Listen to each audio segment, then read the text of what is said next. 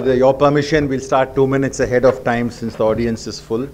Warm welcome to all of you and to Dr. Rathin Roy and Shri S. Krishnan, IAS, who today are going to take us through the depreciating rupee, whether the rupee was a sense of our macho strength or whether it's a permanent set of anxious moments that have been created for every industry in the country, and more importantly, the politicians who are directly held responsible as if they control its moment by push of buttons.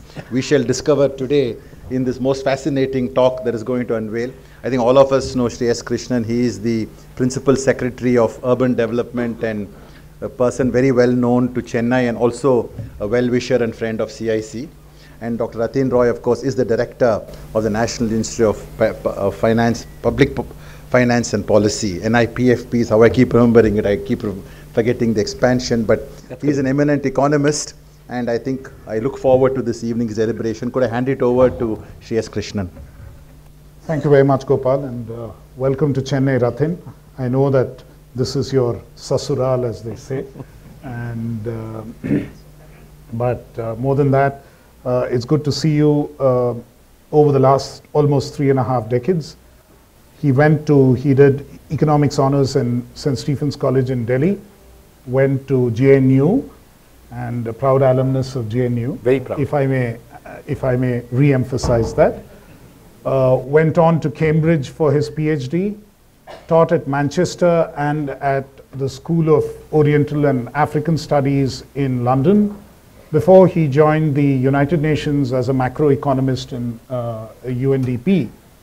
Subsequently, at the time of the 13th Finance Commission, he was the economic advisor to the 13th Finance Commission here in India. Then subsequently, he went away as the UN head in Brazil, and he was the regional chief in Bangkok before returning to head the National Institute of Public Finance and Policy in Delhi. And if I may say so, at a fairly young age compared to the age that most economists get to head these kind of institutions. And after returning, of course, he has been in a number of important policy advisory roles. He is part of the Prime Minister's Economic Advisory Council at present. He was a member of the last Pay Commission, so we either have something to thank him for or not thank him for. And of course, he continues to in the very recent past, and I would say the very recent past is probably just about a week or 10 days, he has started becoming very vocal again. In fact, when Vanita suggested that the subject he needs to speak on is the 15th Finance Commission, and that was around the time that the 15th Finance Commission was actually visiting Tamil Nadu, I said that subject is probably of interest only to a few of us sitting in Secretariat, and even within that only some bureaucrats who understand what this is all about.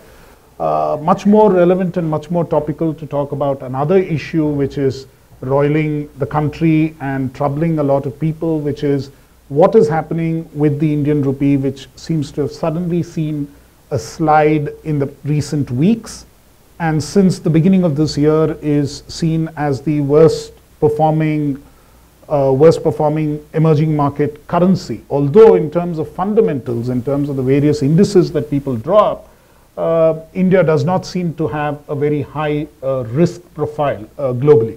So you really start wondering, why is it that the rupee is depreciating in this fashion? Is it an overdue adjustment?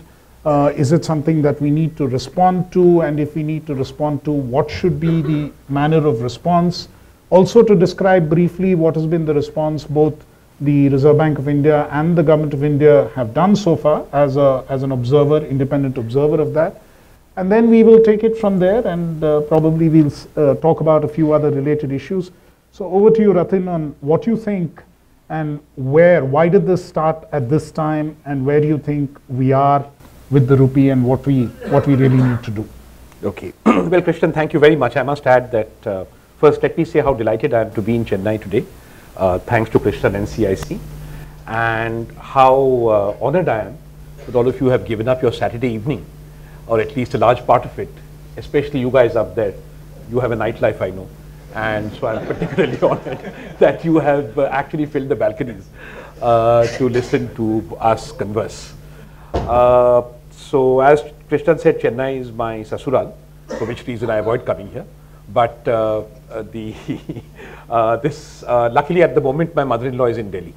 So I was able to come here with a clear conscience. Okay, let me start by saying that using words which are very common in the press, not just in the press, also among some politicians who don't know better, using words like stronger and weaker in the context of the rupee is not correct. It's a bit like saying that the price of bananas is now stronger with respect to the price of oranges. That would be a meaningless statement, because you want to know whether bananas are cheaper and oranges are cheaper, but not whether bananas are cheaper than oranges necessarily.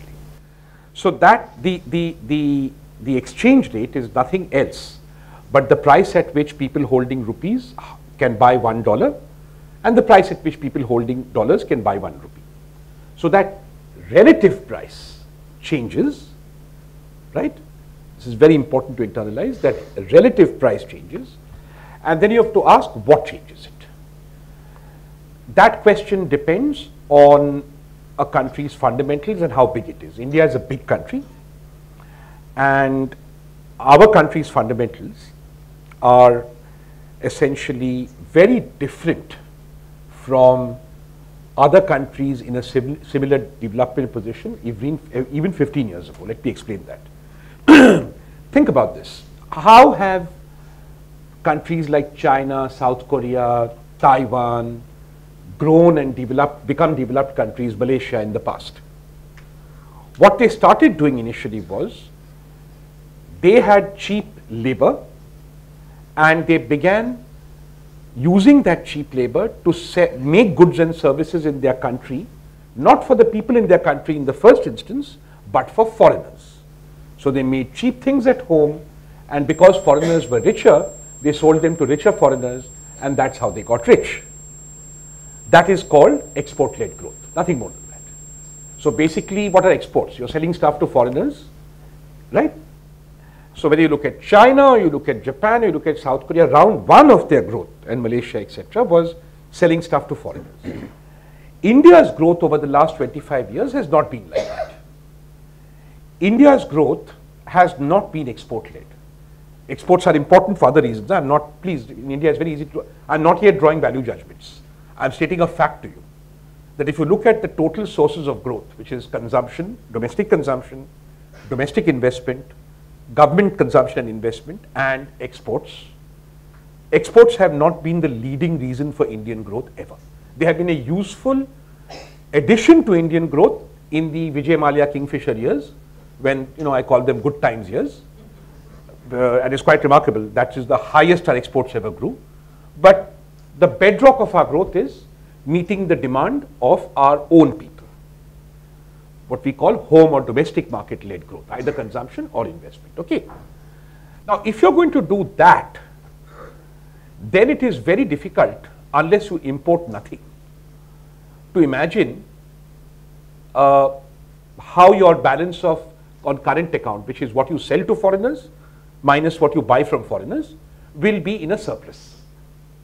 Okay. Because even you're using domestic resources to produce stuff, but naturally you will also need to import stuff to meet the demands of your countrymen. So if you're going to make a civil aviation sector, which I will come back to, you will need to import aircraft until such, yeah. So in the short run. And second, if you're using all your domestic savings to make investments in your country largely, but your growth is so high that you need even more money, you'll have to get it from abroad. Got it? Where else will it come from? So when we say that the balance of current account is in deficit, we mean that structurally you would expect the balance of current account, which is what we sell to foreigners minus what we buy from foreigners, to be in deficit. And the financing for our growth also comes from there, from abroad, which is that deficit has to be paid for, and that is financed by importing capital, both foreign direct investment and foreign portfolio investment into the country. That capital pays for our balance of payments, and if we are lucky, as we have been for many years now, if we run the economy well, there's even more capital coming in, which we stash away in the form of reserves. So our reserves are not our reserves in that sense. They are the excess over the balance of current account of the money that foreigners are putting into this country. Unlike China, where the reserves are the excess of exports and imports. So it's what they have earned from foreigners, and what they have not used in buying things from foreigners, they put into reserves. Okay, this is very important. Now, given this current account deficit, the price of the rupee has to fall vis-a-vis other currencies. Because if you're importing more from the rest of the world than you're exporting to them, then you will need to buy their currency to make those imports, and you will buy more of their currency to make those imports than they will buy your currency to buy things from you. Got it? Very simple. So the balance of the rupee, when you have a structural deficit, will depreciate. And therefore, since this has been the strategy for the last 30 years, and in fact since the day I was born, the rupee has hit its record level every year of my existence, and I'm 51 years old. Okay, so this record level, it's like something that irritates us finance people, that the fiscal deficit has reached 96% of its target in Q2. It is such an irritating comment to look at, because it's so illiterate. And really the TV network should know better. And by the way, everything I'm saying today is on the record. I never speak off the record. If I speak off the record, you won't even know I'm speaking. Okay, so I don't need Chatham House rules. So the record level will happen. So the real question is this: when the rupee is at, let's say, 66, what do you want government policy to do? First, you need to know that given our growth rate and given our current account deficit, which we expect to be whatever it is, you can then map that onto what domestic factors would cause in terms of a rupee depreciation, right? With the current account deficit of between 2 and 2.6% of GDP, which is roughly in the zone it is in now, my own calculations, which are confirmed by most people, show that you would expect the rupee to depreciate by 4 to 6%. 4 to 6%. That is within parameters. If you look back at the record in this country, when there have not been external shocks, the rupee depreciates between 4 and 6%, and that is very good.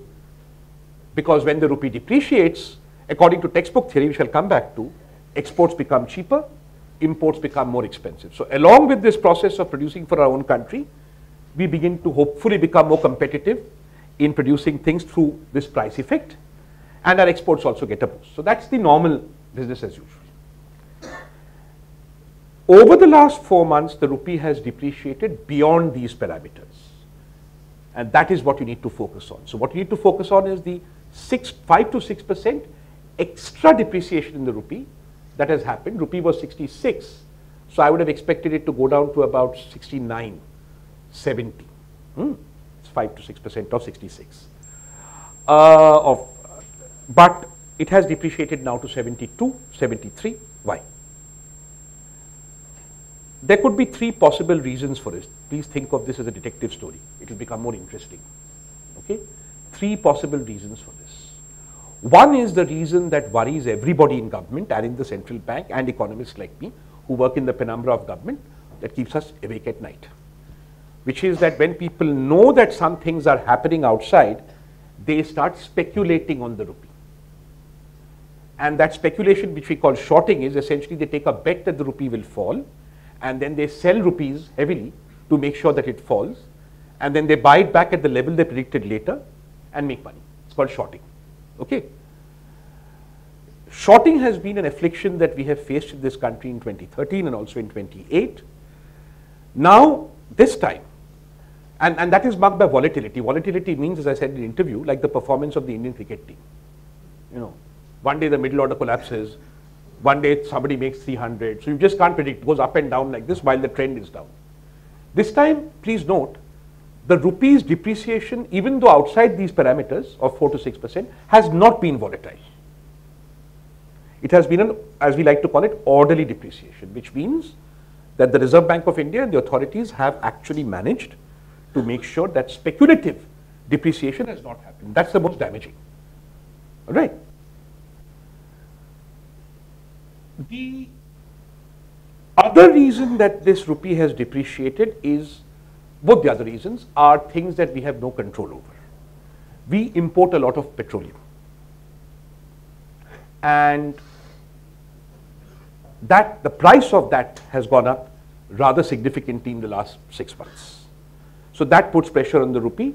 That has widened our current account deficit, and speculation that the petrol price will go up further has led to some in anticipation depreciation of the rupee. So petrol prices. Second, President Trump has decided that he does not like the current international arrangements governing global trade. And so he has decided that he is going to do things like run a huge, apart from trying to build a wall against Mexico and all that, I don't know what that is. You can listen to his tweets, they're very entertaining. But other than that, the fact that the US has embarked on a massive program of domestic investment with fairly cheap money, and has also threatened to impose tariffs on China, etc., mainly on China, forget etc., has meant that the US growth rate is now resembling an emerging economy growth rate. Normally, when you're a fully developed country, it means all your resources are fully employed. We call it the steady state. So you grow by 1%, 1.5 max. US is growing at 5% plus. That's normally a country that is still developing or emerging grows at that rate. So what happens then? What happens then is that, you see, finance is not a, whatever you read in your textbooks up there, it's not perfectly competitive. There's a bunch of guys in London and New York and maybe in Tokyo, I don't know, Dubai, Hong Kong, Singapore, and they sit there, you know, they put on suits and come in the morning, they drink coffee and they read the papers. And then they see, the US growth rate is going up. And what they then do is public administration type work, which is, you want, I mean, I don't know how many of you know this. So they already have, they call it an algorithm, it's basically a quota system. If they have $100 to invest, they say so much for developed countries, so much for developing countries, so much for USA, so much for China, the mega economies, right? And they have an algorithm on which they base how much goes into each pot. But when the US growth rate goes up suddenly, they say there's money to be made in the US, so they switch those quotas, which they call algorithms, all right? And so the total share of the US has gone up, and the total share of everybody else has gone down. And so the total share coming to India has gone down, which means that for every dollar you were getting at a certain price, remember we import them, no? Finance, FDI or FI, that price has gone up. So the rupee will obviously depreciate. So these are the two structural exogenous causes for this current depreciation. No, thanks a lot. I think that's like a macroeconomics 101 or a exchange rate 101 on a morning or on a late Saturday evening. But taking that same argument a little further, and you spoke about how it's a continuous depreciation over the last 5 decades, 50 odd years. You know, you also mentioned about what happened in 2008 and 2013, especially in 2008 when, you know, the last time around that a lot of the rules of the game were changed or were flexed a bit. So, and we are today in the 10th anniversary of the global financial crisis. Everyone is talking about, you know, September 15th, 2008, when Lehman Brothers failed and the kind of reverberations that set off. And those were also a bunch of those suits who were sort of allocating money from one side to another. And it can happen to the best of them. In that kind of a scenario, I mean, what were the lessons that we were required to learn in 2008? And have we actually learned them? And have we put them into practice? And could some of this have been averted or some of this headed off had we heeded those lessons better? Okay. Let me take the second part first. We have headed off what we could head off. And that signals to me that we have learned, I don't know whether we have learned our lessons or whether the system has been one where those lessons have been sort of implicitly learned. Certainly, what are the lessons to learn from that crisis? 3 lessons, right from 91. So, what can a government do? Is there any media in the room? Yeah, there are quite a few. No, but any media who's going to be writing tomorrow morning? Yes. Huh? Who? Just talk to me when we are done and tell me what you're writing, because don't misquote me. Okay? We have very sensitive people in Delhi. Yeah? Thanks. Don't mind, no? You can publish whatever you like, just talk to me. Okay? Alright. So there are two ways that people can intervene. One is this stock of reserves that is held in the Reserve Bank of India, right? That is 400 million, actually three ways. That is at the moment about $400 billion. But in addition to those reserves, we also have bilateral arrangements with other countries. The most notable of which is Japan, with which we have what is called a swap for $100 billion, which means whenever we feel we need to call that money, we can go to Japan, and I'm simplifying a little bit, and within 48 hours, the Bank of Japan will give us $100 billion. We also have informal arrangements with other countries. So actually, we are good for about $500 billion at least, in terms of more than that, if push were to come to shove. But remember, that is from the perspective of me telling you that if you want to short me, I have $500 billion. And you have to do that well. The way you prevent people from shorting you, that's the first lesson we learned with, especially 2013, but also 28, shorters will short India because they perceive India, I'm being very honest about this, they perceived India to be relatively weak and amateurish in their external affairs management. And to an extent they are right. We started learning this business only in 91, right? So we've been learning since then. The first shock they got was when Governor Reddy surprised them, and that is why we had a rather good crisis in 2008, thanks to the groundwork done earlier. So what we learnt is, don't behave like a babu when you go and dealing in short. Don't go at 10 o'clock in the morning having signed on the file, buy some currency and then forget about it in the evening. If they're expecting you to buy, don't buy. If they're expecting you to sell, don't sell. They expect you to buy, if you can sell, right? Fracture your markets. Anything that you would do when somebody is trying to, and I think that lesson, especially post Raghuram Rajan, has been very well learnt. I think the RBI has a good SOP, and we have, I think, very successfully deployed that, because the trick there is never to use all your reserves.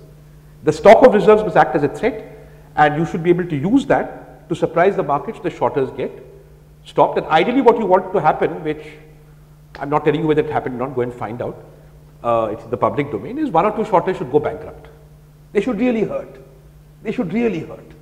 And once one or two of them hurt, then the others hurt, and then the big institutional shorters don't come and short you. That was done very effectively this time. So that lesson of Lehman and 2013, I think we learned. The second lesson that I am very pleased the government has learned, I must congratulate the government on this, I did not expect it of any government. Governments are orthodox people, is to say that we are not going to take ideological positions on anything just because the mainstream of a profession believes that we should. I'm sure Mr. Gurumurthy would love to hear this. But since I'm in Chennai, I must say that, not for quotation. So what has the government done on Friday or Saturday? The government said that we will make certain changes to make money coming into this country easier and more attractive, both in price terms and in quantity terms. But the government also said, and I want to confront this, I'm sorry they use that word, that is bureaucratic. Krishnan will tell you that government has a language, and very difficult to change that language. Like avail of. It's a bad thing to say when you're selling something. I'm giving concession. You're not giving concession, you're offering us something at a discount. Right? There's no concession, that's a feudal word. No? Rail ticket concession. It's not a concession. You're giving it because you want to sell tickets cheaply. So similarly, the government said something about non-essential imports. What they were saying is this, that in a situation that we are in, and I think they did the right thing, we will look at the composition of imports if we need to. It doesn't mean we are going to put back quotas, it doesn't mean even we are going to put tariffs. But we will look at what is driving the rise in imports, and then we will devise policy measures to try and make sure that all the stakeholders work together to moderate imports should that become necessary. That's all. That was another lesson from Lehman. Do not go to shibboleths, and in the sense that is modernizing modern economic theory, because in a situation where Trump is imposing import tariffs, you also have to look at your import composition, right? I mean, somebody tried to call me a communist when I said this. There's nothing communist about saying that if you think that your import bill is skyrocketing because people are importing luxuries, then heck, I need to look at that. The third lesson that we have learned, I think, from the Lehman Brothers crisis is very important. So I said there are three instruments. I mentioned two to you. One is the reserves, the second is this the government allowing people to bring in money more attractively, more easily or at cheaper rates. The third is our interest rate. The interest rate is the rate of return you get for investing in the rupee, right? Now, in economics this is called the impossible trinity, but you can use the interest rate for one thing. And the one thing we normally use the interest rate for is when inflation grows up, the central bank raises the interest rate so that economic activity moderates and inflation comes down. That's a theory, right? So there's a link between the higher the interest rate, the lower your CPI index. Now you may disagree, agree. That's the theory and that's the basis of the Monetary Policy Committee, and that's how we work. However, when you raise interest rates particularly sharply and you allow relatively free movement of capital together, then it becomes more attractive to invest in India. Just put in money in India. So simple. If I just put in money into an Indian mutual fund and I'm getting 9% and I raise interest rates and the mutual fund gives me 12%, then many people will find, who didn't find India attractive before, will find it attractive now. So rupees will come in and you will manage the crisis. So what we have learned, pardon? Dollars will come. Dollars will come in, sorry. What we have learned is not to do that. And there was complete clarity here between Reserve Bank and Finance Ministry that we are not in a situation. In an emergency, you might have to. If the rupee tomorrow tanks to 140 overnight, yeah, you will raise interest, and boy, you'll raise interest rate. Dr. Reddy had to do that. He had to crash the bank because the crisis was so bad that he had to crash it out. But we are not in that situation, and we have sent a clear signal to the markets. We are not going to use interest rates other than for inflation control.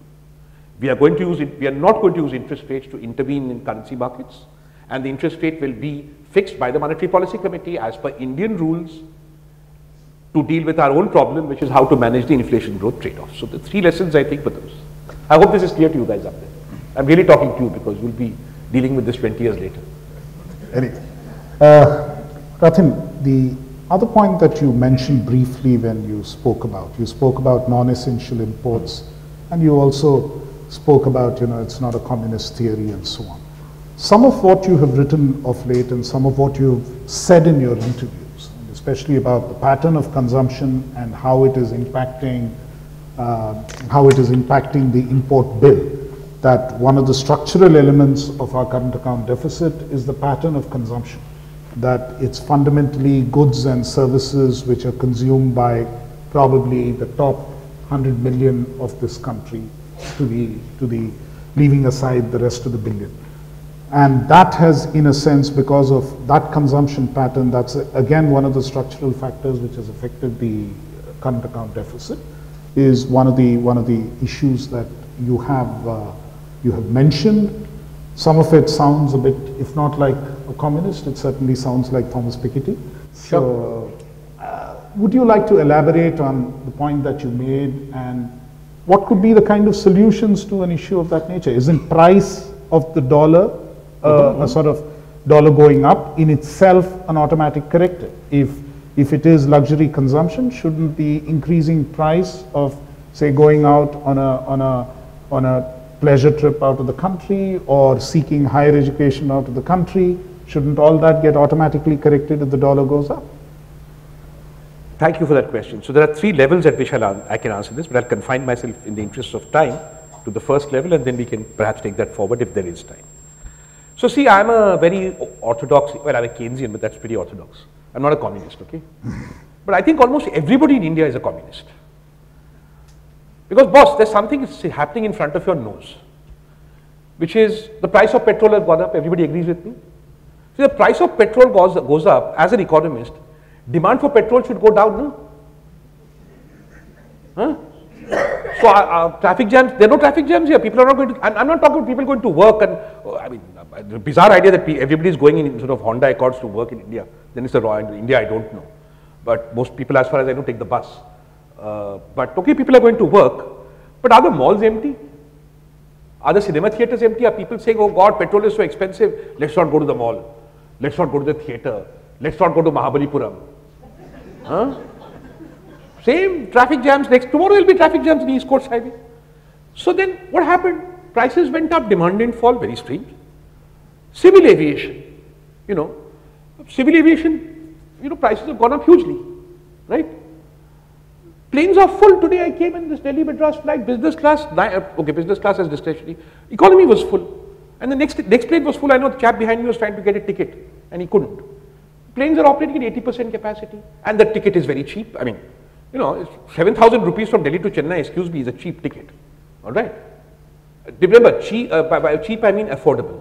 I'll explain that later in the next round. The difference between expensive and affordable.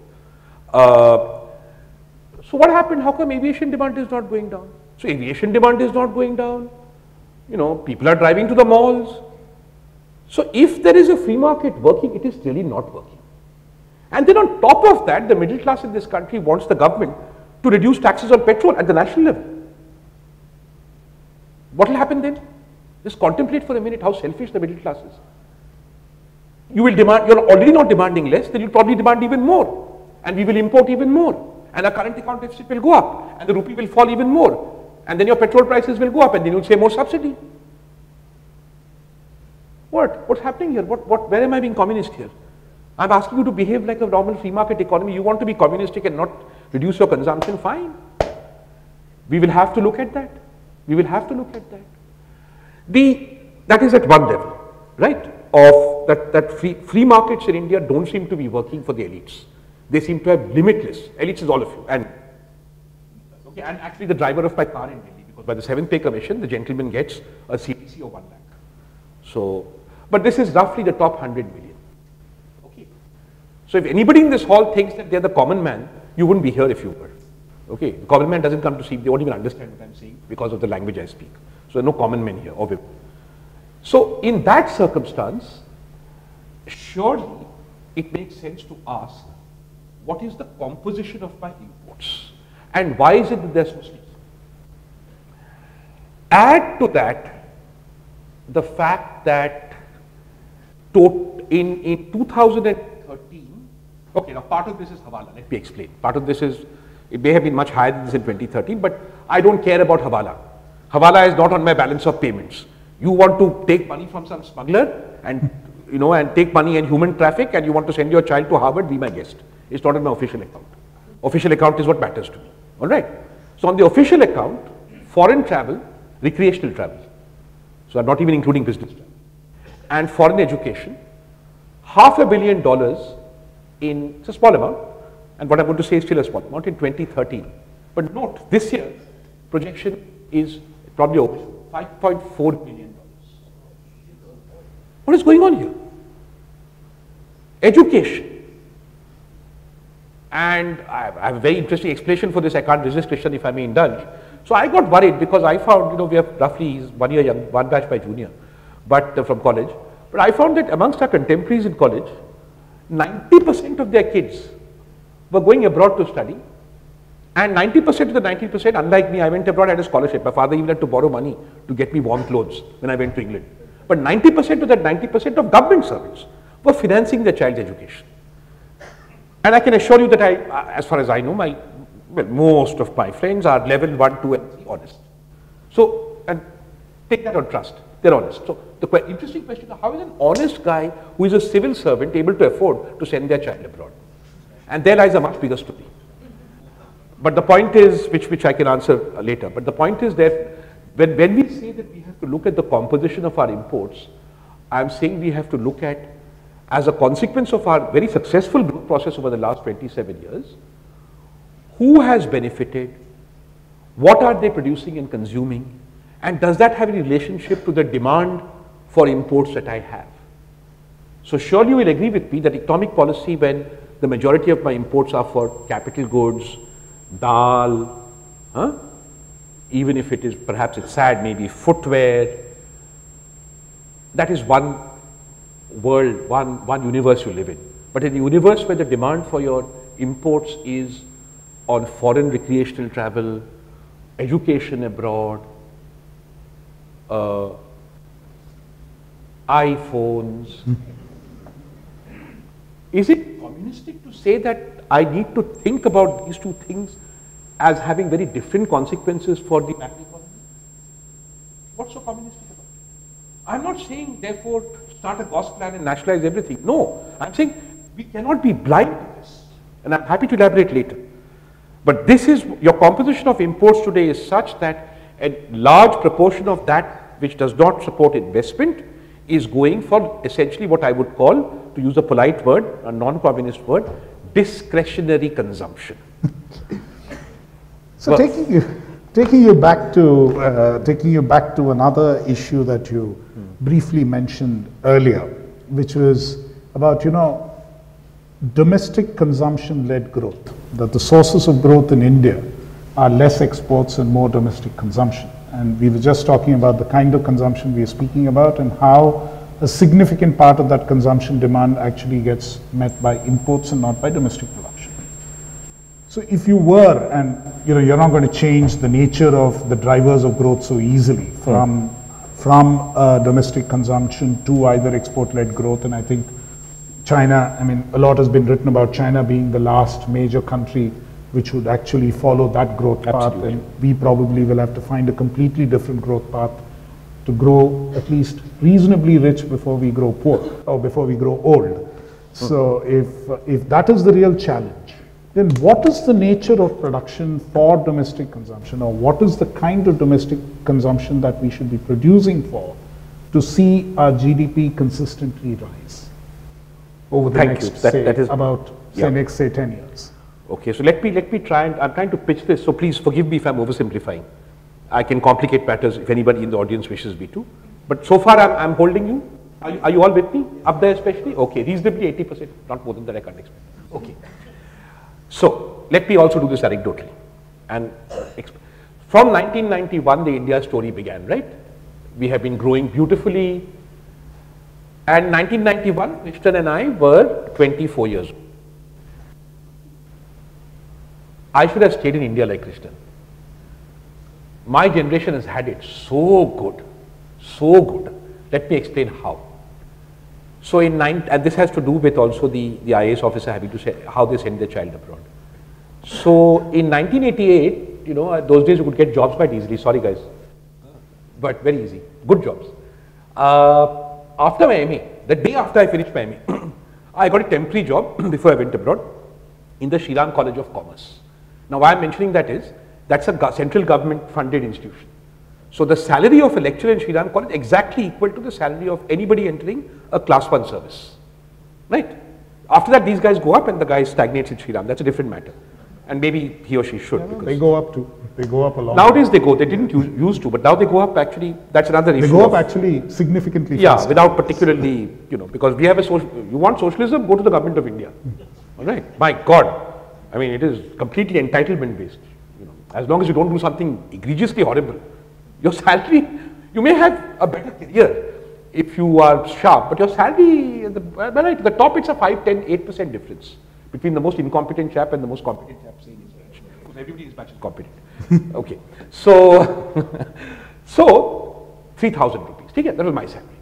Now in those days, many of the people downstairs will remember this, many, not all. And many of the people upstairs will have no clue. So listen, a Maruti car, the cheapest one, cost 1,50,000 rupees. So 3,000 rupees times 12, 36,000 rupees a year I was earning before tax, everything normalized.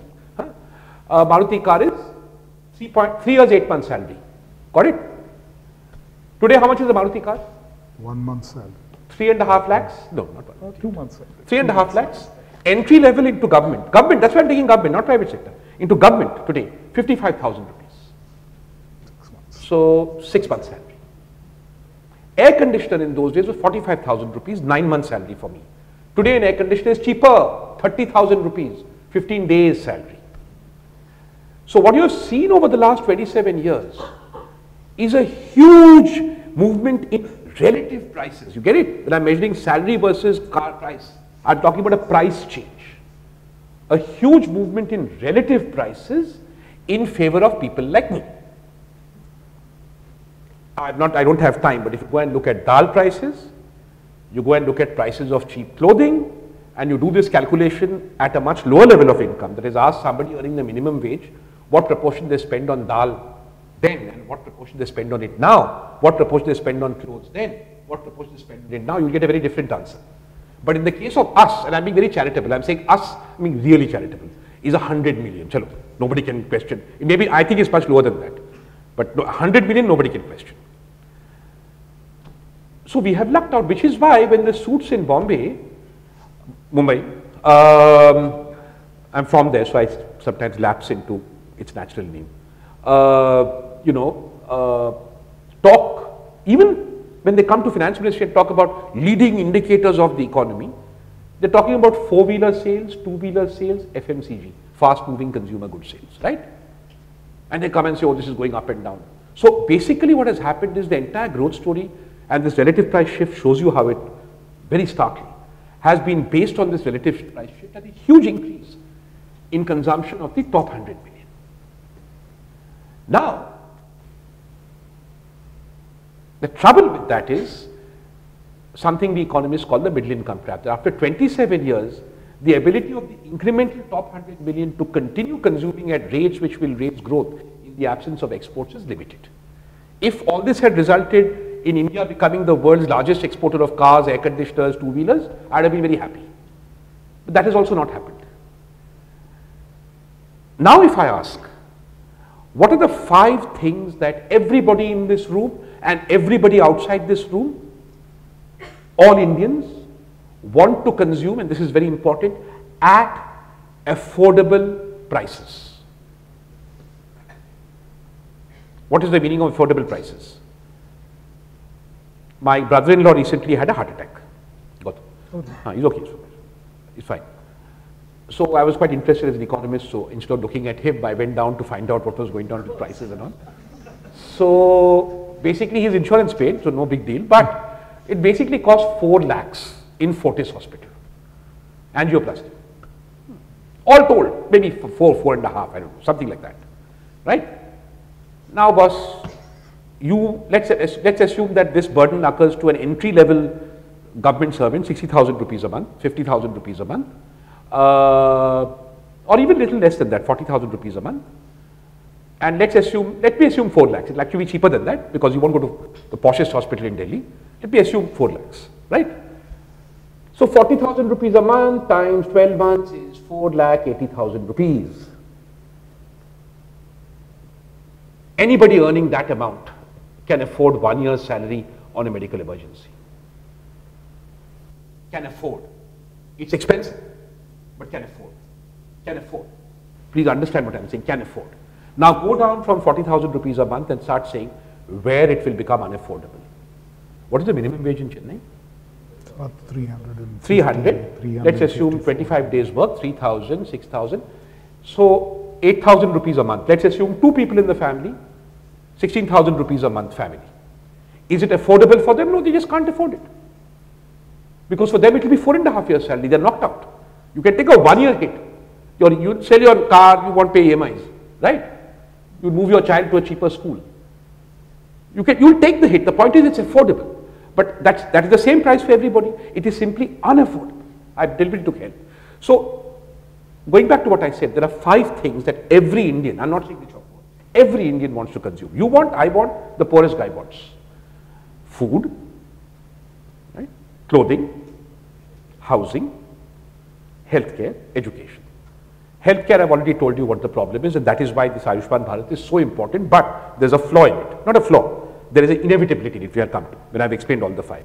Food, I challenge anybody in this room to tell me the price of a square nutritious meal in India without subsidy. Take out the subsidy and tell me what the price of a nutritious, no clue. I have a team working on it for 5 months. We are still, every time, it's a bit like the government of India without the pay commission. Every time I thought I'd understood all the cadres in the government, one more would turn up. Railway radiographers, oh my God. Railway radiographers service. There's so many services here that even the government of India doesn't know how many cadres there are in the government of India. It's bizarre. So, and that's just government of India. So we don't know. Clothing. Clothing is really ridiculous. So this shirt here, yeah, maybe, this shirt. This shirt should work, yeah. It's a little cheaper Probably than more expensive. I should have worn a little more expensive shirt. But it's expensive enough. It's about 2,000 bucks. Linen. But normally the shirt I wear costs 3,000 bucks, Marks and Spencer, yeah? Okay. Hey, I earn a lot of money, although I'm a government servant. I earn 2,25,000 rupees a month. I can afford a 3,000 rupee shirt. I don't buy that many a year. Huh? So let's not kid ourselves that we can't afford these things. 95% made in India nowadays except for the fuse collar. Okay. You go to, what is the equivalent to Sarojini Nagar in Chennai? Sarojini Nagar in Chennai. Like it used to be more market. T-Nagar. Cheap clothes. T-Nagar. T-Nagar, there must be some market where people are selling clothes in stalls and all, 300, 200 rupee shirts, yeah? Go and look tomorrow. All of them are made in not China, Bangladesh and Vietnam. This shirt, top 50 million, made in India. Make in India, made in India, Amitabh Kant will be very happy. But those shirts will make Amitabh Kant very unhappy because they're made in Bangladesh and Vietnam. What happened? I thought that we were great textile manufacturers. When I went and investigated, I was told that the wage cost in India is too high. The wage cost in India is too high. I don't understand how wage cost is too high. I mean, come to Bihar. We can't make shirts in Bihar. Come to Bengal, oh, we can't make shirts in Bengal. We can only make shirts in Tamil Nadu, in Sri Perumbudur and in South Gujarat. So we are going to take those wages. You really think you can survive in this country as a country if you say that I can't make anything in Bihar and UP and the only thing we are going to give those people is to come and serve as your cooks and maids and drivers here? We have a problem. Okay, we really have a problem. Migration can only go so far. Okay, because it's not a nice life to be a cook or a maid or a driver. You are a very tolerant city here, but try going to Goa or Maharashtra, my own state. Housing. Till this Prime Minister's scheme, basically there was a very stark choice. The middle class had scammed all land in this country through the cooperative housing society method. Okay. And if you were middle class, you got a house. If you were not middle class, you didn't get a house. Then things went up market, or if you got those fancy Italian bathrooms with those mixers and all, right? And kya Italian kitchen, modular kitchen. So it became relatively unsubsidized. But I can assure you, if you come to Delhi and look around the story of middle class subsidy, and if you were earning the minimum wage, you had no chance. You had to live in a jhuggi or some unregularized thing where some mafia guy would torture you and you didn't have water. Story of our life. Tamil Nadu, of course, again is an exception because I'll never forget when I went to Marina Beach and I saw those ugly buildings. I'm from Bombay. I said, what is wrong with these Tamilians? What is building ugly buildings on Marina Beach? And people said that's low-cost housing. Then I realized after 20 years, I said, wow, this is the one city where they have the guts to build low-cost housing on prime beachfront. It takes guts, man. They can't do it in Bombay. Bombay, we throw them out. Forget it. Only Chennai I've seen it in this whole country. Of course, now you don't do it anymore, so it's okay. Welcome back to the elite. So that was there. Now, till the PM began this business about building low-cost housing, a 300 square foot house, if you're earning a minimum wage of 300 rupees in Tamil Nadu, let's assume that I said that you're earning about 16,000 rupees a month. Some economists and finance guys do the math with EMI and assuming 25 years employment, blah, blah, blah, blah, blah, one medical emergency, I've done the math.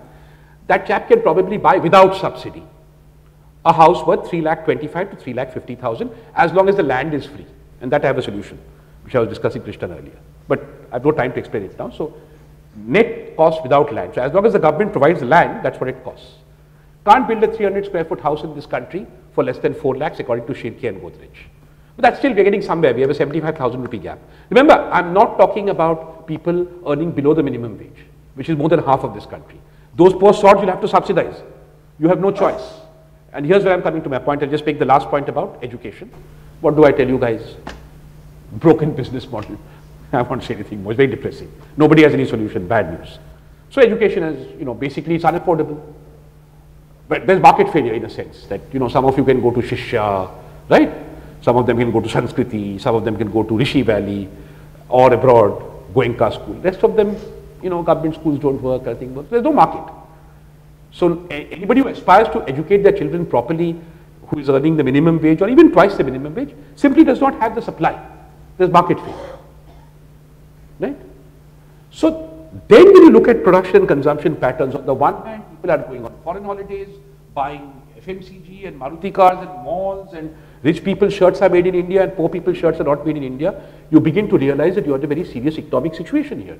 That if you're not going to fall into a middle income trap, which means simply we're not going to become Brazil with high levels of inequality and not, then the only way we can do it is if we change our domestically driven growth path to phase 2, which is not about the whole of India. I'm just saying that the next 200 million who earn, and please, I'm about to finish, but this is very important, who earn the minimum wage or even double the minimum wage. If we cannot supply them the 5 things that all of us consume without subsidy, repeat it, Without, I'm not a communist. Without subsidy, I'm not a communist. Without subsidy. Communists love subsidy. I'm saying without subsidy, you have to look at your basics. There is something seriously wrong. It's not government, it's not industry. There's something structurally wrong with the economy. If this is the growth path that we continue to pursue, because the former, the music is going to stop. In the latter, you cannot be in a situation where you subsidize for 80% of the population. And therefore, my recommendation is that these 5 things, we need a national vision on how we are going to, and each of them has a different solution. So in textiles, it is import substitution. In health, it is affordable healthcare, what the Prime Minister is doing. But even that, I was going to say, involves subsidy. Even the housing programs involve subsidy. For whom? For people earning the minimum wage, not the people below the poverty line. Not even the bottom 30% of the population, not even the bottom 50% of the population. How can this go on? So that is what I mean by altering consumption patterns, right? Now, the way the others did it is not going to help us. What the others did, and I've examined this, they failed or they succeeded. So China and South Korea, what they did is they sold to foreigners, they took that money and they invested it massively in making things affordable in their own country. Brazil and Turkey did not, and you know where they are. So choice is essentially simple. In 2030, I'll be like, lost all my teeth. So I don't care, it's up to you guys. You want to be Brazil or you want to be South Korea? Your choice. Let me take you away. I'm sure when the audience questions comes up, this is an issue we'll revisit. So let me take you into a slightly different thing and come back to that original topic, which I think we have the last 10 minutes of this time going. So come back to a bit of the original topic that Vanita was suggesting, fiscal relations. I know that fundamentally, although you're a macroeconomist, you started life as a fiscal economist and public finance is still your first love. And link it to what we've been talking about. Current account deficits and fiscal deficits together are called the twin deficits. And one of the reasons for structural weakness in India is often said to be the pattern of our fiscal deficit, which has stubbornly stayed at about 6 to 7% of GDP for many, many years. And of late, I think, in my view unfairly, a lot of the blame is being attached by some observers to state governments. There is commentary which says that the central government in some senses has brought their fiscal deficit under control, but it's the states who have failed to do so. Honestly, I think it is a little unfair, because even after the 14th Finance Commission's recommendations, where a substantial amount of resources were supposed to be given to states, 42% of the net tax receipts of the center are supposed to come to states, in reality, the total devolution that needs to come, or the total transfer of resources from the center to the states, has actually gone down. Yes. From about 49% in about 2012-13 to less than 45% currently is what our figures show us. So which means sometimes I believe that states are being unfairly attacked for not actually controlling fiscal deficit. Probably the center has managed to control its fiscal deficit by transferring less to the states and keeping their deficit within that 3.3% or so, but it's left the states literally holding the can, because many of the supply of all the services that you're talking about and some of the subsidies there are paid for by states.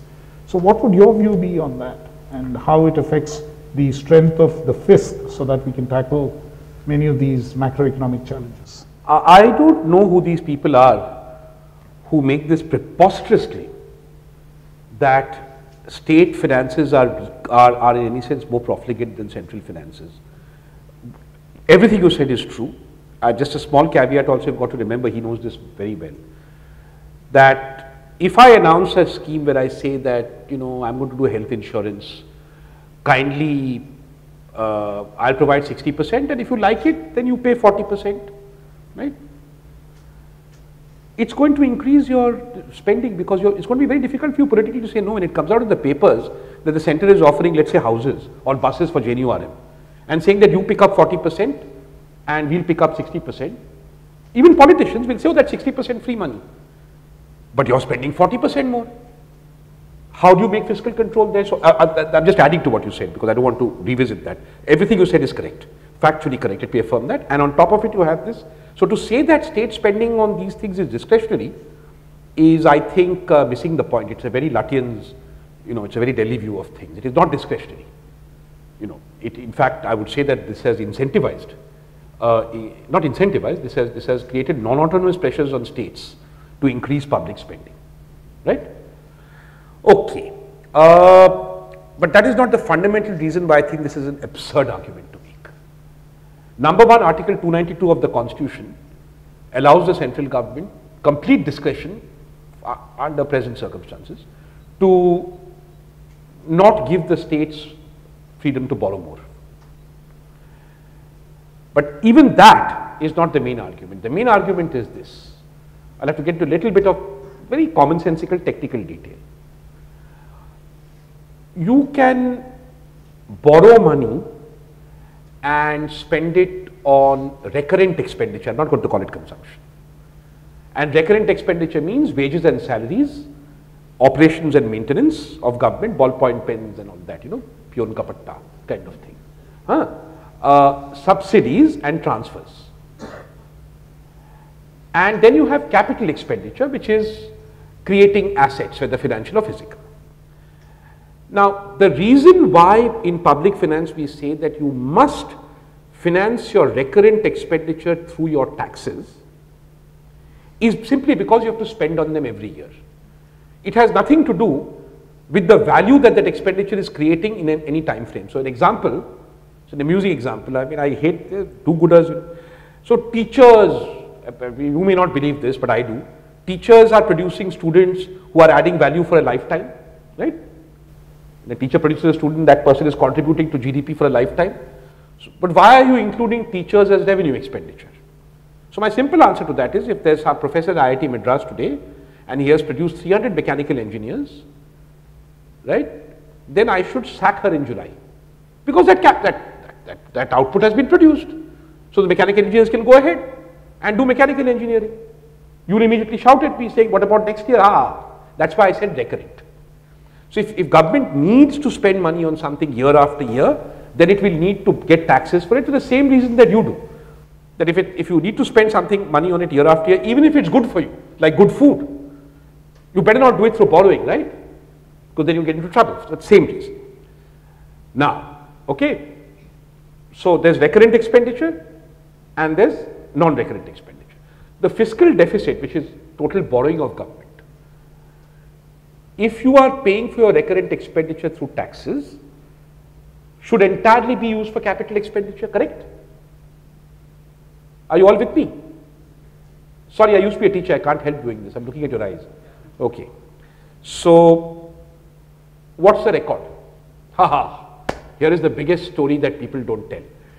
In 1981-82, the government of India ran what we call a revenue deficit, which is it borrowed to pay for recurrent expenditure for the first time. Now take the total borrowing 100 rupees and walk this with me. So in 81-82, total borrowing for recurrent expenditure was 3.5% of the total deficit. In 91-92, it was 19%. In 2001-2002, it was 56%. And last year, it was 72%.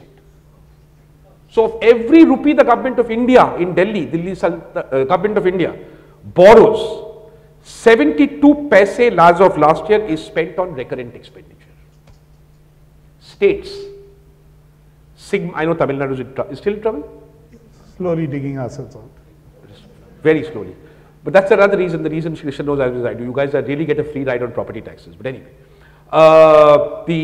if I take Sigma, you're all South, you know, all the engineer types here, I'm sure. Sigma, total, all states revenue deficit, that is borrowing for recurrent expenditure, last year was 0. And you're telling me the states are profligate? 0. What else can I say? Yes, I think on that fairly positive note and from the state's perspective, I'll get into trouble in Delhi. He'll be here. No, I'm going to be here, so don't worry. So I'll take that as a positive comment. So on that positive note, and good to see Rathin being as candid and frank as he was 3.5 decades ago. So good to see you in the same spirit, Rathin.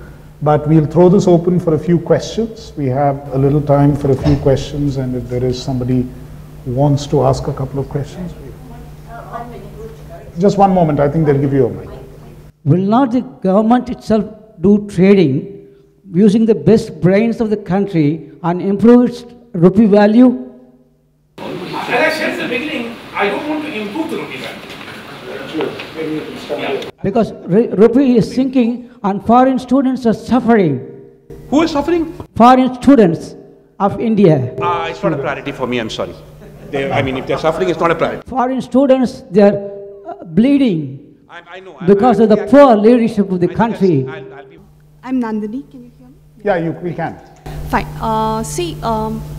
Oil price escalation has been cited as a reason for the current account deficit widening. But over the last decade, India in dollar terms has exported 30 to 50% of its oil imports. So how much of that do you think is a significant natural hedge to prevent the rupee to depreciate to precipitous levels? That's question one. Two is your views. The press, we'll forget about what politicians say, but a lot of the press has been saying that a weak or a depreciating rupee has been, is a sign of the government's poor performance. Is it vested interests or ignorance or both which is leading to such statements? My mind, those are both very good questions. Thank you. The first question, basically what you said is right. You know, what India is doing is we have got into a nice business, really nice business, which is because the Middle East is screwed. For a long time now, they have been unable to add to their refining capacity. So basically we get their crude oil and we refine it and we sell it in fact back to them also half the time. And it's been doing quite a nice earner for us. Now there are two reasons it's a problem, that actually that equation is changing slowly and other people have got into this refining game. One. Two, the biggest client there was Iran, is Iran. And I'm sorry that Shabar is going so slowly, I have no idea why, except I just put it down to weak state again. But before these sanctions came also, you know, our ability to increase that trade went down. And now with these Iranian sanctions, we'll have to see how we navigate them. Because if there are sanctions on Iran that impact India, then this trick of getting oil in, right, and exporting it back to Iran or anyone else may be infracted by the same President Trump who has been, you know, causing us to have live in such interesting times. Therefore, that is unfortunately not going to work with us much longer. That's been a great hedge. It's made Reliance a lot of money, but I don't think there's going to be any delta on that. One. On the second, I shall be very polite and say I would prefer to put it down to ignorance rather than malfeasance. Yes, please. You had a question. Good evening. I'm Vijay. My question is on the crude only. So we know that the crude prices fell during 2014 and it fell to around, I think, $30 to $35 and $35. So we know that this is not a permanent situation and this is definitely going to have a, we will be seeing a bounce back. I mean, what I'm trying to say is like the $35 which we saw in 2014-15 is not going to be a permanent one, and that definitely these prices will have a bounce back in the future years. So why government hasn't taken any measures to address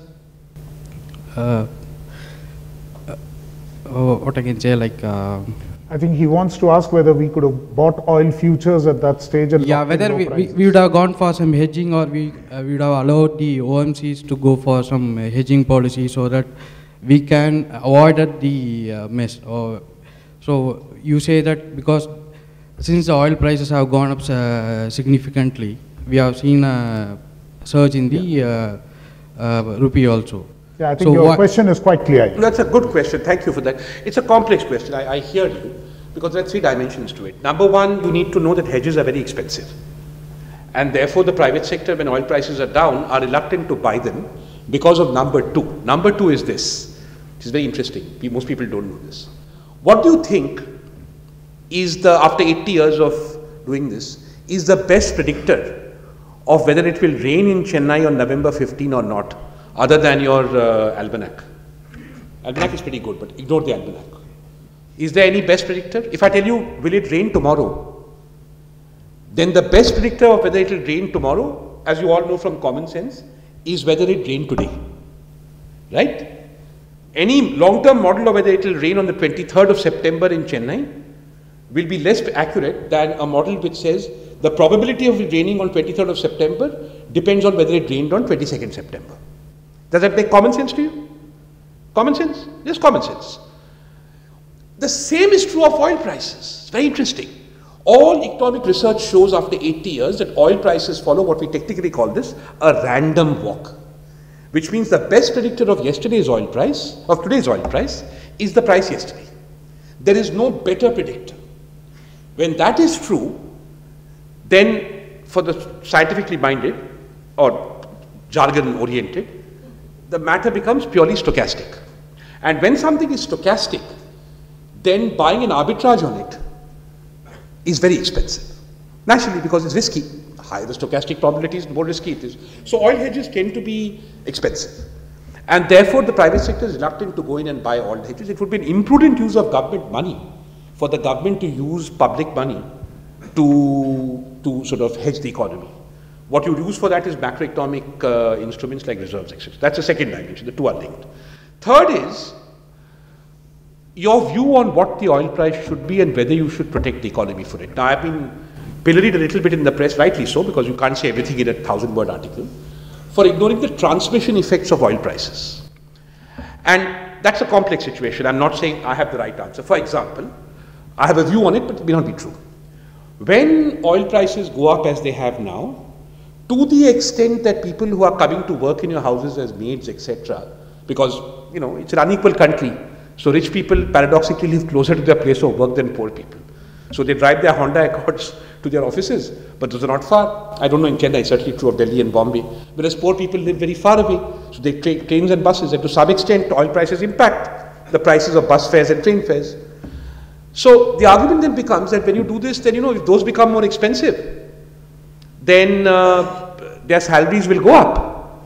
And therefore, effectively, when you allow oil prices to rise, you're subsidizing the rich.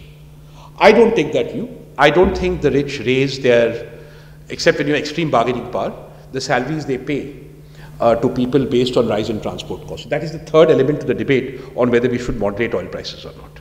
But my own feeling is that the incremental demand for petroleum in this country, from what I'm seeing, is coming from discretionary consumption of personal transport, discretionary, and from luxury consumption.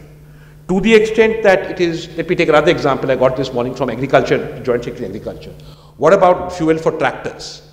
Now, that is a state-by-state case. In Bihar, tractors are not important. In Punjab, they are very important. I don't know what common farmer uses tractors in Bihar. I know they don't. But in Punjab, it's quite possible. I don't know. I don't know the situation in Tamil Nadu.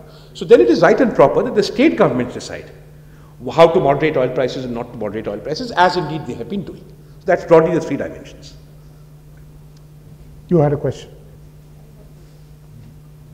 Yes. Yeah, Mr. Roy, last 1 hour is like economics without tears. We had economics without tears, or we had fun with economics. My question is, again, it revolves around the crude. I agree that, you know, I understand that 5 to 6% depreciation of rupee on a other basis. But coupled with that, when the crude is also going up, now the CAT is going to widen, and we are going to import inflation, and sensing this, now FIAs are selling and taking out money, and now this is adding to the pressure on rupee. Now, what do you think all this sum and substance of this, how do we handle this? This is one. Second thing, by any chance, how practical it is to have a two differential pricing for petroleum products, for tractors, farming and two-wheelers, and also luxury cars? Is it possible? How practical it is? Thank you. Okay, very good questions. First one is thank you for asking that. This is going to be the most boring part of what I'm going to say, because what the government needs to do in these circumstances is stick to its very orthodox and boring division of labor. One, I've said this repeatedly, and I'm saying this for a reason, which you guys should know about our private sector.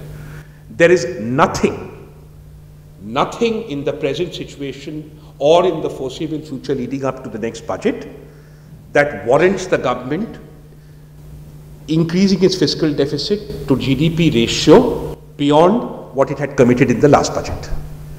If you do that, if you maintain fiscal rectitude, then you will dampen one potential source of consumption spending, dampen bond yields, and that will keep financial markets steady. Why am I saying this with such emphasis when it sounds obvious? Because every November, when we have pre-budget meetings, I don't know if it happened in your time, every November, everybody from the private sector comes and asks the government to increase the fiscal deficit. I don't think I've seen any country in the world where the private sector proclaims its desire for fiscal irresponsibility. It happened last year, it happened the year before that. It's really weird. Privately they tell you something, when they come and meet the FM, this is what they say. In fact, this year I had to see the FICCI president congratulate the FM. The FM didn't want to be congratulated, he said so, for slipping on his fiscal deficit target. So I've been using every podium I can. Please, private sector, do not come in November and say, I'm in trouble, I need demand, relax the fiscal deficit. Okay, that's very important. That's number one. Number two, use monetary policy for its purpose, which is to control inflation. So the inflation transmission effects that you're seeing, they should feed into the CPI, the Consumer Price Index. And if they feed into the CPI, then the Monetary Policy Committee will take a view and raise interest rates, which is right and proper. That may or may not have an effect on the rupee. But to then take sector inflation, like oil prices, etc., and then use monetary policy for that, as some people have been arguing, I think is wrong. Third, keep your reserves dry and make sure that there is no exchange rate volatility very successfully as you have been doing. And signal to the markets and everybody else that there are no orthodoxies in this country. If we have to look at moderating imports, we will do so. So my simple answer to you is, I've unpacked it, is all three elements of government macroeconomic policy should be prosecuted as the government is very correctly prosecuting them today. Yeah, the second question he had. Oh, dual pricing? No, I'm not a communist. I'm so scared of being called a communist just because I talk about poor people. So no, we need to have one, because see, what dual pricing effectively means is a subsidy. So if we want to give a subsidy, we should make it explicit and say that we are subsidizing tractors. So dual pricing is a bit like this fudge of Swachh Bharat says. It's not really it's a earmark. It makes you feel that your money is going for a virtuous purpose. Actually, it's a fudge. All cesses are fudges, we know that. All earmark taxes. So dual pricing also is an optical way of providing a subsidy. I don't like subsidies. I've said that eloquently. I don't like subsidies because I like targeted increases in the income of the very poor. And I would love to see an increase in the minimum wage in this country, but I don't like subsidies. So I don't think it's a good idea. Sir, your thoughts on real effective exchange rate formula? I think the entire theory underlying real effective, it makes me very unpopular in the profession. Real effective exchange rates is didactic and not applicable in a policy context, certainly in an emerging economy. I'll give you only one reason which the students will understand. Part of the business of calculating the real effective exchange rate is in comparing the differential between inflation in one country and another country. There are two problems with this. One, inflation is an estimate. It's not a real thing. It's not like production of cars. Two, the relative difference between inflation in one country and another country depends critically on its trade composition, that is amount in the first place, and on the proportion of non-tradables they have. Therefore, to calculate this and use this to say the value of the rupee should be this or that is extremely, I'll stick my neck out, communist way of doing things, and I don't like it.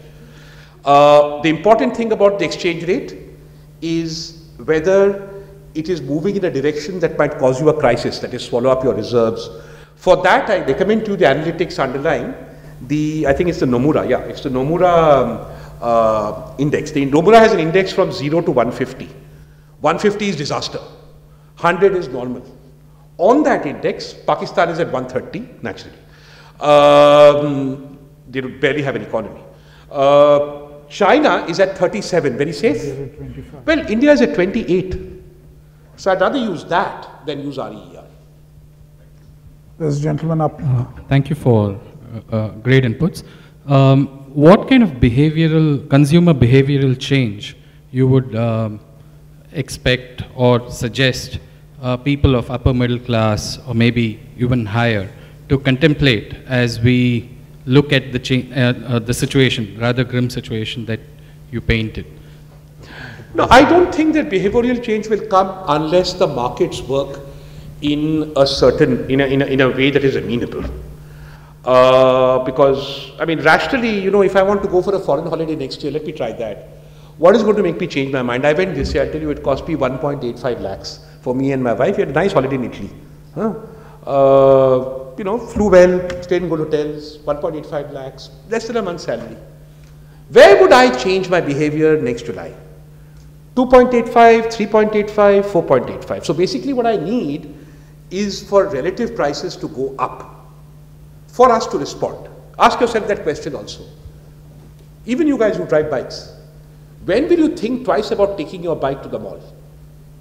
Okay, and that change in relative prices comes when three things happen.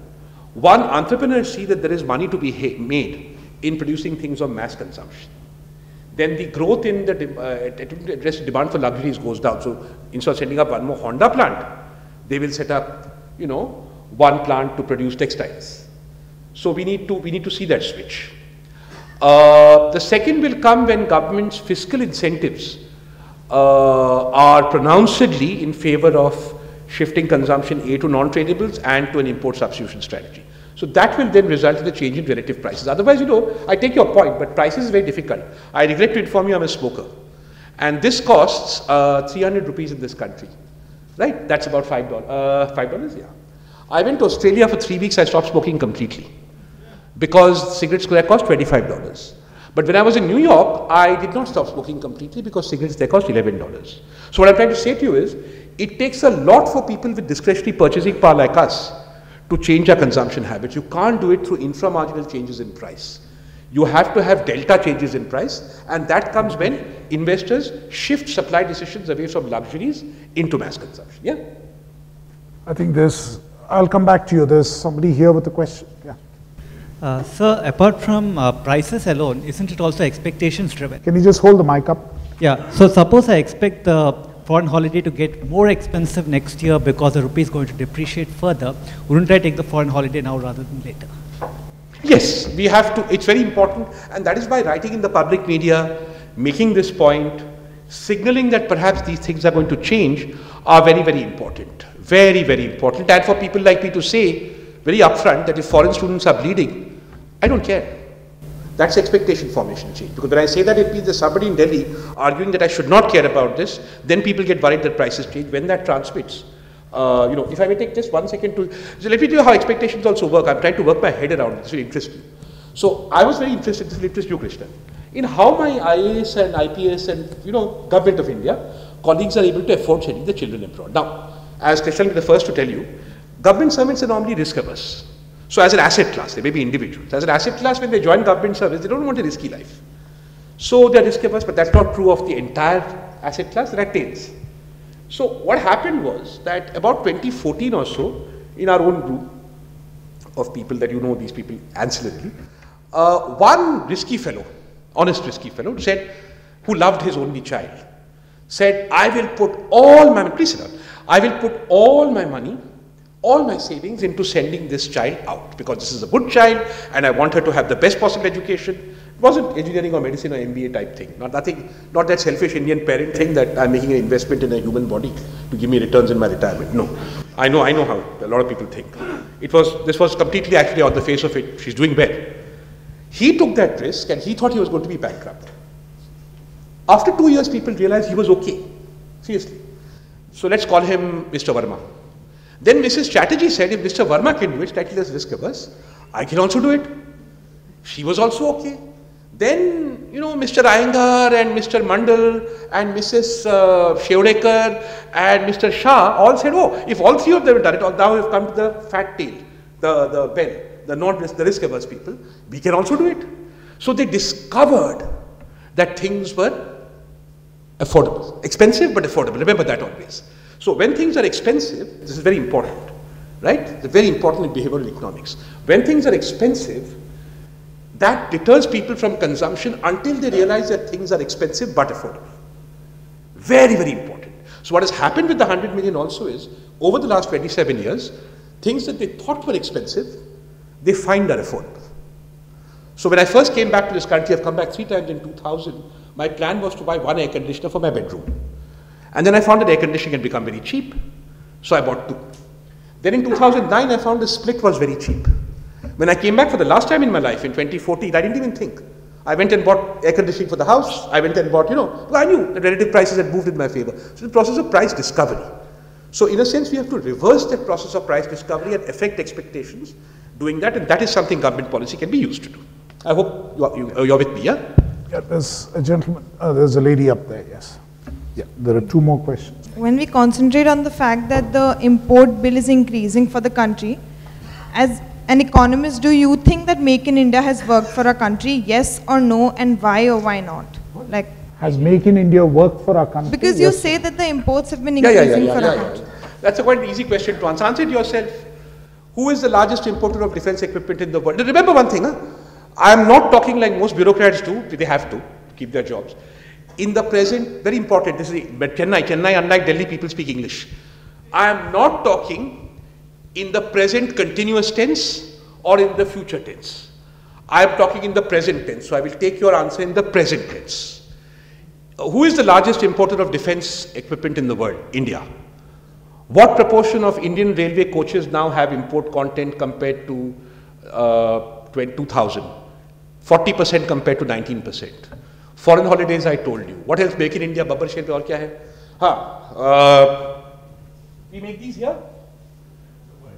Go home and check your multi-plugs. See who makes them, China. So, has Make in India worked today? No. Will it work? I'll join all other Indians. Of course it will work. It will work next year. Don't worry. That I'm hearing all my life. Everything in this country will work next year. So, in the present continuous, and by the way, nobody is lying to you in Delhi. Read every statement made by any politician or any civil servant in Delhi. Every statement is like the Chennai Metro for 10 years was made in the present continuous tense. All right. Phase 3 will. Phase 4 will. And now I'm from Bombay. I was at CM was saying the other day, Bombay, a new airport will open by December 2019. I know he's talking. Well, I know it will not. So I'm like, yeah, okay, let's go home. Samosa kha ke kar sakte. So if you're asking me a present tense question, then I'll come back. I can wait. Yeah. Your question, sir. So my question is not on the economics. Yes. The government hires, you are part of the advisory group to the unpaid. government. Sorry? Unpaid. Whatever it is, like Krishnan, for instance, you all have ideas as to what is going wrong or what should be done. But why is not the government following your advices or to make improve matters? People like us, they are able to see the logic. I'm so glad, selfishly, that all the events of the last week happened because it has made me so easy to answer a question. I am very happy that the government has acted, I won't say followed by advice, acted along the lines I indicated in the management of this crisis. Well, I don't know, in the lines indicated in the management of the country based on your advice. I'm talking about the experts' advice, or is there another group which offers advice? Other set of experts? No, there isn't. The thing is, you see, I take your question very seriously. What you have in this country, of course, is you have 2 interesting things. You have what somebody else, I can't remember who it was, somebody much more famous than me, called a flailing state. And you have a country which is fundamentally used to getting the state to act as what I call provocatively mummy. Everybody in the private sector also. Now, IL&FS is happening. Big crisis. What is the most expert advice coming? Please, government, come and take it over. Right? Again, taxpayer will have to pay. So it's not so much the government and the advice we give it is also the expectations of people. The first thing you will hear, there's a oil price rise. Now, I'm a neoclassical economist, right? For the purposes of this seminar. So, oil prices rise, demand must fall. No, government must intervene. Okay, buses are not working, government must intervene. All right, somebody stranded for their own fault has gone to Iraq to do something, foreign minister must intervene to a tweet. All right, so it's also us. We have got into a culture where government has become mummy. In that circumstance, the only advice I would give is not to the government, quite seriously, but to society. Okay. And we actually need to look at the advice we give ourselves on how and what we expect in this social contract from government, which then affects things like how you elect them, who you elect, on what basis you elect them. You know what I'm talking about, I'm talking in Tamil Nadu. And then you will get the government that you deserve or don't deserve, within which ecosystem my advice is mediated, but naturally government will have limited room within these social circumstances to take my advice. So sir, you gave 3 reasons for current depreciation of rupee. One of them was rising petrol prices. So the thing is that China is a greater importer of oil than India. Plus Trump's policy for trade is also not favorable for China. So why has rupee depreciated more than Chinese yuan currently? Very simple, because they have been buying, they have lots of reserves, much more than you and I can ever dream of. The differences between the savings of somebody in a Jan Dhan account and the savings of the richest person in Chennai. That's the level of difference in reserves, 1. 2, they have lots of foreign currency assets abroad, so they are able to well cushion impact of oil price rise in China. 3, it is not true the renminbi has not depreciated, it has also been very volatile. It has been very, very volatile. 4, they have an extraneous reason for pushing back against allowing the renminbi to depreciate because of this trade war with Trump. Because what Trump wants is the renminbi to depreciate. But since he has been so aggressive, the Chinese are quite minded and they have the resources to say, no, we will not depreciate now, oil prices notwithstanding. Those are the 4 reasons why it has not. And it's interesting that there was a time when the US worry was fundamentally about an undervalued renminbi. They continue to have that. Yeah. But therefore the Chinese are not resisting depreciation. They want depreciation. Sir, it's more of your viewpoint on one of the data points which you cited during your discussion.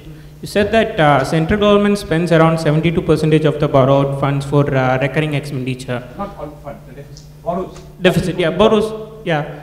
So I'm connecting it to the another data point here. If you see, India has around central government, especially has around 30.87 lakh employees, which is twice the size of say China or US.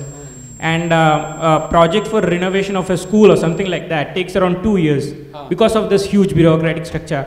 So is it something which the government should look into, that they can cut down those expenditure and probably... See, this is it. You're confusing 2 issues. The reasons for the government taking delays in renovation of schools may have nothing to do with the number of employees it has. It may have to do with society. You know, which of you will give up land for the metro without expecting full compensation and without going to litigation? So a lot of the delays are societal in nature. A lot of the delays are societal in nature. I'm not saying all of them are, but a lot of them are. I mean, why has Bombay Airport been delayed? It's not just, you know, it's not that government is inefficient, we know that. On employees, at least with central government, I think you've asked a very good question. See, when I went to the pay commission, I don't like civil service. I mean, I don't like bureaucrats, pure bureaucrats. I don't like having too many of them around. So I know that the essential bureaucrats are in the states. Police is states, teachers are states, doctors are states, right? So I was very happy. I went to this pay commission. I said, you know, I'm going to find a way to cut these people.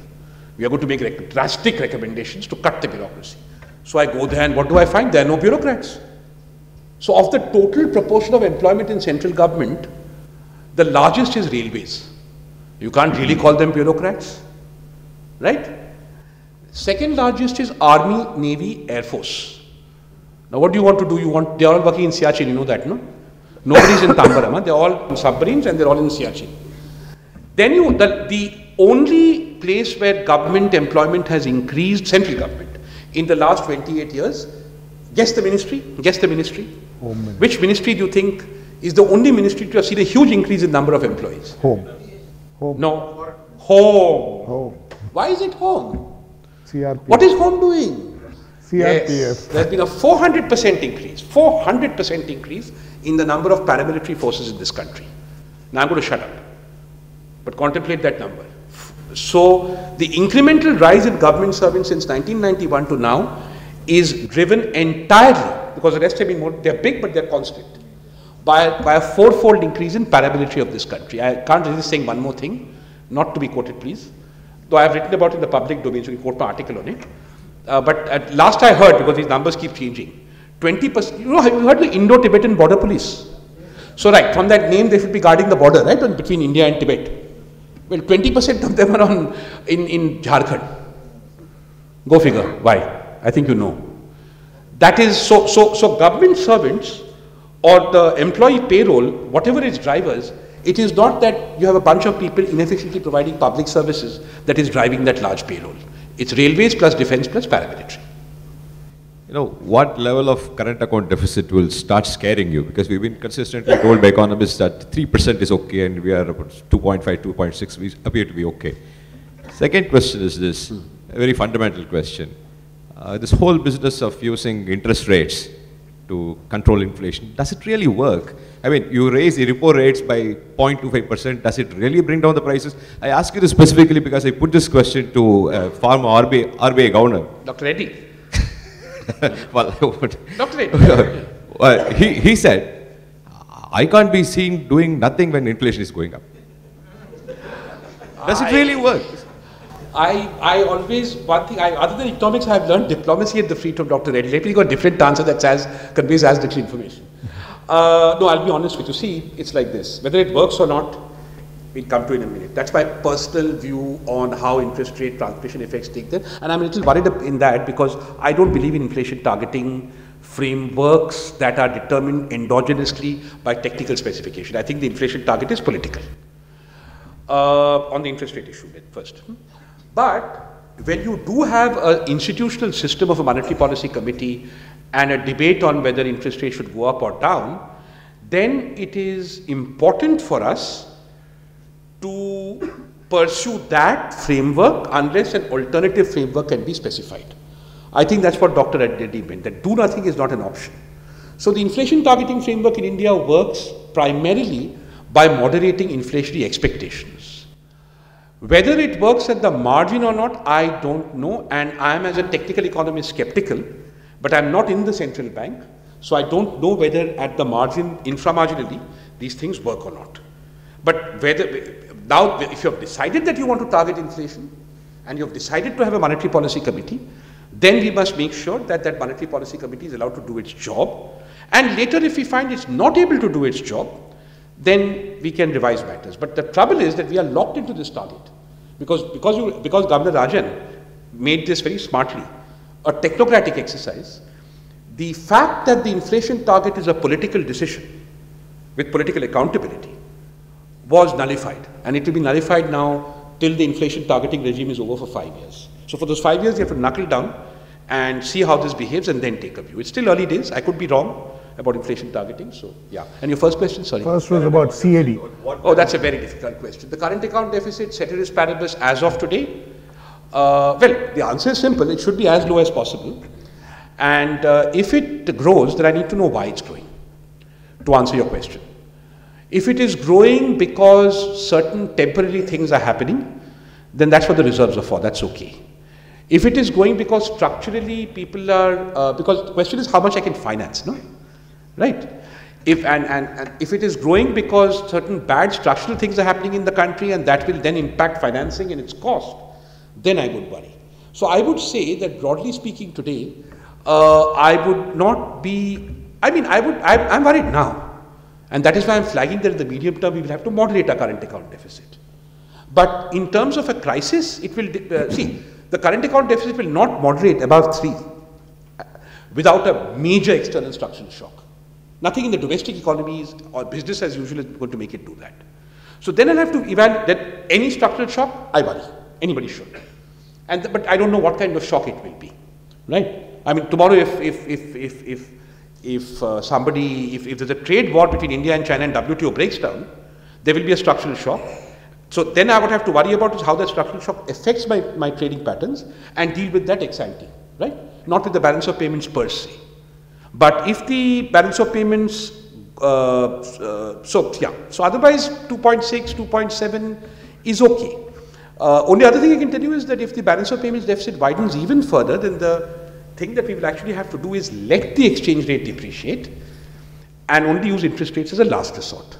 So that's the kind of conversation we'll have if the BOP stays goes closer to 3. But to all indications, by the way, the CAD should moderate over the next year. And if we get a little bit of break on exports, just a little bit of break. In the sense that the old economists used to say that any investment in agriculture does not lead to capital formation. Not just agriculture, you take some of the sectors that you are mentioning, like health, education, etc.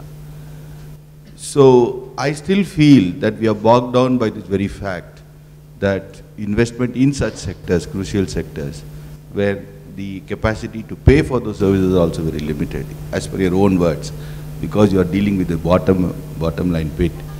Then how are you going to manage this situation? I'm in your boat. I can't answer that because I'm not an education expert, health expert. I'm just a macroeconomist and a public finance guy. But I mean, education is particularly depressing. I don't know what to do because, I mean, again, there's a societal problem there. Huh? I have to be very clear, especially in this city. I mean, it worries me that in your city, there are only 6 schools that I know of offering a +2 in arts. And it really worries me when you are living in a country, I'm just taking education as an example, why I'm saying it's societal, where, you know, I'm sure there are parents in this room, I'm not going to look at you, but I'm sure many of you have faced this, that you go and say, forget becoming a literary critic or an art historian, which are very important for a society, otherwise you get lynching. You know, you say, I want to become a theoretical physicist or a pure mathematician, and most parents go, oh my God, you want to become a theoretical physicist? Why do you want to do that? Become a CA, become an engineer? You know, I didn't give birth to you to have a life, I gave birth to you to take care of me in my old age. So, you know, and the rest of my extended family while you're about it. So this attitude has got to change. And then maybe we'll have a business model education, because this idea that education is simply postponed consumption is not going to bring up education at affordable prices. One. Healthcare, we have a problem that we don't have, we understand epidemiology and public health. And we now understand that it's important to vaccinate. Actually, the government has done a pretty good job of it. I have one observation for you, think about it. Governments of India are pretty good at things that have a start date, a finish date, however big they are. 3 examples are success in vaccination, Kumbh Mela management, and election management. They need a start date and an end date, but if it is completing and finishing business as usual year after year, they fail. So to that extent, we have solved that problem, thank God. But now we have to worry about how we do completing and finishing. We don't have systems and structures in place in health management. Textiles is a simple import substitution problem. So in each sector, we will actually need to come up with a sectoral appreciation of what the problem is, but the only change I'm proposing, the rest is pretty mundane. I mean, if we don't have experts, tell me. I mean, like in education, I know we don't have experts. I'm telling you now we don't. Nobody has a clue what to do about reforming education in India. Partly it's a societal problem, and it's also partly technical. But other than that, I would say that what has been missing is this idea I'm giving you, which is the most non-communist thing I can say, which is whatever we do must result in quality things being provided to people earning at least X to 3X the minimum wage without subsidy. Thank you very much, Rathin. So I hand you back to the...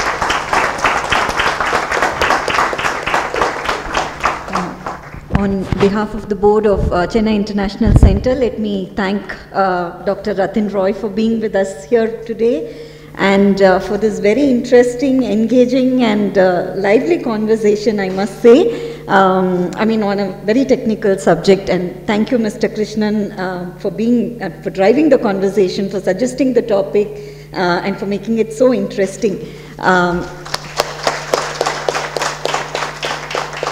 And for raising all the pertinent points, and we're absolutely happy to have you both here.